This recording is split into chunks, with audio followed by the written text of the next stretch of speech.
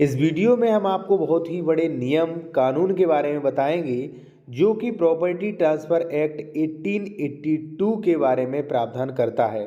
साथियों, कई लोगों का प्रश्न होता है, कई लोग ये सोचते हैं कि मान लीजिए हमने रजिस्ट्री करा ली कैसे भी करके और ज़मीन के मालिक बन गए हम, फिर कोई दिक्कत नहीं आने वाली। तो ऐसा गलत है।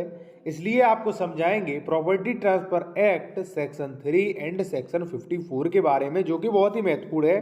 ठीक है, तो 3 क्वेश्चन कवर होंगे आपके।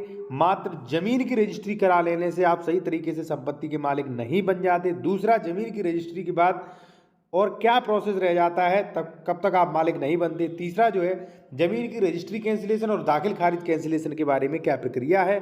चलिए टॉपिक शुरू करते हैं। इससे पहले मैं आपको एक चीज़ और बता दूं, यदि आप कोई लीगल एडवाइस इस टॉपिक से संबंधित लेना चाह रहे हैं, या मान लीजिए आप उत्तर प्रदेश में कोई प्रॉपर्टी परचेज कर रहे हैं तो डॉक्यूमेंट्स आप चेक करवाना चाह रहे हैं, जैसे डबल रजिस्ट्री तो नहीं, कोई लोन तो नहीं, म्यूटेशन हुआ है नहीं, ठीक है, इस पर कोई विवाद तो नहीं, तो करवा सकते हैं। कॉन्टैक्ट नंबर आपको वीडियो के डिस्क्रिप्शन में मिल जाएगा। फीस पे करके आप ये सारी जानकारी ले सकते हैं। साथियों, आते हैं अपने टॉपिक पे।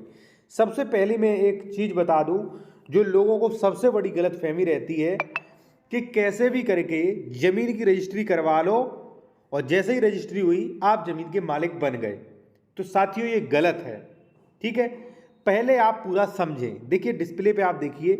साथियों, मैंने आपके लिए एक छोटा सा उदाहरण मैंने लिया है, क्योंकि भाई एक व्यक्ति ने मुझसे डॉक्यूमेंट्स चेक करवाने के लिए मुझसे कॉल की, और जब मैंने डॉक्यूमेंट्स चेक किए तो पता चला कि ये व्यक्ति डबल रजिस्ट्री कर चुका है, तीसरी रजिस्ट्री करने की फिराक में है। ठीक है, देखिए साथियों, यहाँ पे आप देखिए, ये आप डिस्प्ले पे देखेंगे श्री रियाजुद्दीन पुत्र श्री सत्तार खां, रजिस्ट्री संख्या है 5307।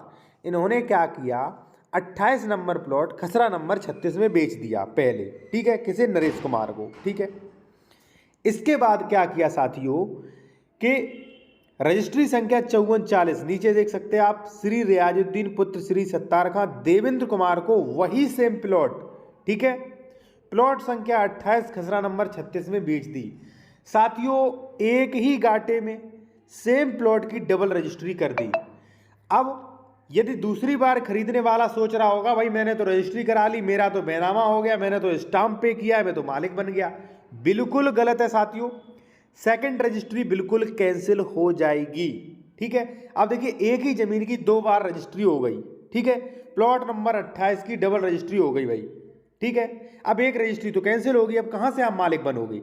ठीक है, तो ये भ्रम दिमाग से निकाल लीजिए कि कैसे भी करके आपने रजिस्ट्री करवा ली और मालिक बन गए। ऐसा साथियों नहीं होता है।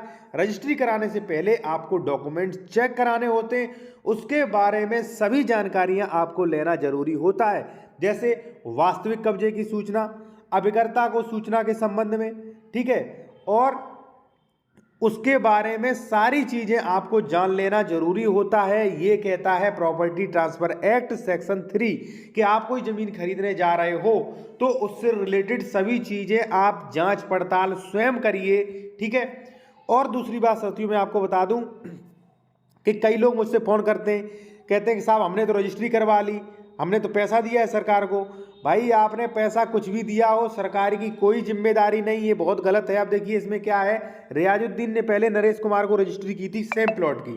ठीक है, रियाजुद्दीन नरेश कुमार ने भाई पैसा दिया होगा 1-2 लाख सरकार को स्टाम्प शुल्क। ठीक है, अब उसी रजिस्ट्री ऑफिस में उसी प्लॉट की वही विक्रेता प्रॉपर्टी डीलर 420 प्रॉपर्टी डीलर धोखाधड़ी करके वही प्रॉपर्टी देवेंद्र कुमार को करवाता है। अब रजिस्ट्री ऑफिस सरकार को थोड़ा संज्ञान में लेना चाहिए। आपकी रजिस्ट्री में डबल रजिस्ट्री हो जाती है एक ही जमीन की। बेचारा 1 लाख आपने उससे ले लिया, उसी जमीन का 1 लाख उससे ले लिया आपने। ठीक है, अब दोनों पार्टियां केस लड़े, सरकार की कोई जिम्मेदारी नहीं। ठीक है, तो मेरे कहने का मतलब ये है कि आप अगर ये सोच रहे हो कि कैसे भी करके रजिस्ट्री करा लो मालिक बन जाओगे, नहीं बनोगे आप। ठीक है, रजिस्ट्री कैंसिल हो जाएगी। अब साथियों, अगर मान लीजिए आप सही रजिस्ट्री करवाते हैं, मान लीजिए आप सारे डॉक्यूमेंट्स चेक करके, ठीक है, मान लीजिए डबल रजिस्ट्री तो नहीं है, ठीक है, इसका मालिकाना हक सही है, ठीक है, और प्रतिफल देके यानी कि पैसा देके, ठीक है, आप रजिस्ट्री करवाते हो, तो सेक्शन यानी कि प्रॉपर्टी ट्रांसफर एक्ट 1882 सेक्शन 54 ये कहता है कि जिस दिन आप रजिस्ट्री करवा लेते हो उस दिन विक्रेता के सारे अधिकार, कब्जा संबंधी, मालिक संबंधी सारे अधिकार क्रेता को ट्रांसफर हो जाते हैं। यानी कि जैसे ही आपने रजिस्ट्री कराई उस ज़मीन के मालिक आप बन जाते हो, लेकिन किस कंडीशन में? जब वो रजिस्ट्री सही हो। ठीक है, उसी प्रकार से नीचे आप देखिए साथियों, गलत रजिस्ट्री कराने का परिणाम। एक व्यक्ति ने गलत रजिस्ट्री कराई, उसने मुझसे फ़ोन किया कि सर मैंने रजिस्ट्री कराई, आप म्यूटेशन चेक करिए। जब मैंने म्यूटेशन चेक किया तो क्या हुआ, यहाँ पे आप देख सकते हैं, श्री नायब तहसीलदार जेवर आदेश संख्या द्वारा मेहंदीपुर, ये पूरा आप देख सकते हैं। यहाँ पे नीचे से देखिए, अमित कुमार बनाम इंतजार, सह खातेदारक इंतजार पुत्र मुश्ताक खाते पर 0 अंश होने के कारण निरस्त किया जाता है। साथियों क्या है कि विक्रेता ने क्या किया, मान लीजिए उसके पास 500 वर्ग मीटर जमीन थी, तो उसने 2 प्लॉट बेच दिए 250-250 करके। उसने उसके बाद फिर रजिस्ट्री कर दी, रजिस्ट्री तो हो गई भाई, ठीक है।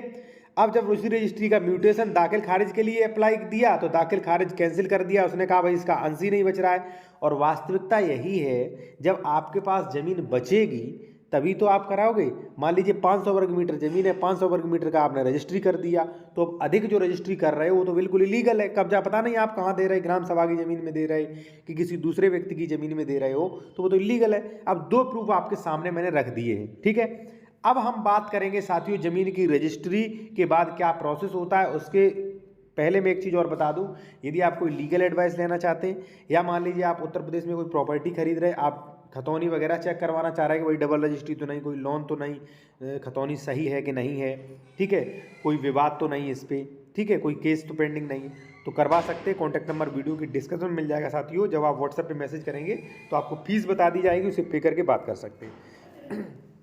सेकंड पॉइंट है कि ज़मीन की रजिस्ट्री कराने के बाद क्या और करना होता है, क्या प्रक्रिया आपको और करनी चाहिए। सबसे पहले तो मैं आपको कहूँगा कि जब आप रजिस्ट्री करवाते हो तो सारी चीज़ें आपको चेक करके करवाना चाहिए। सारी चीज़ें सही हैं, रजिस्ट्री पूरी वैध है, तभी आप मालिक बनोगे, वरना रजिस्ट्री कैंसिल हो जाएगी, ठीक है। तो रजिस्ट्री करवाने के लगभग 35-40 दिन बाद आप उस ज़मीन का दाखिल खारिज करवाइए। दाखिल खारिज बिना एडवोकेट के भी आप करा सकते हो, क्योंकि 35 दिन बाद आपकी तारीख पड़ती है तहसीलदार कोर्ट में। वहाँ जाइए और वहाँ अपने एविडेंस दीजिए जाके, यानी कि रजिस्ट्री से अगर प्राप्त की तो रजिस्ट्री दीजिए, ठीक है, आपका दाखिल खारिज का आदेश हो जाएगा, ठीक है।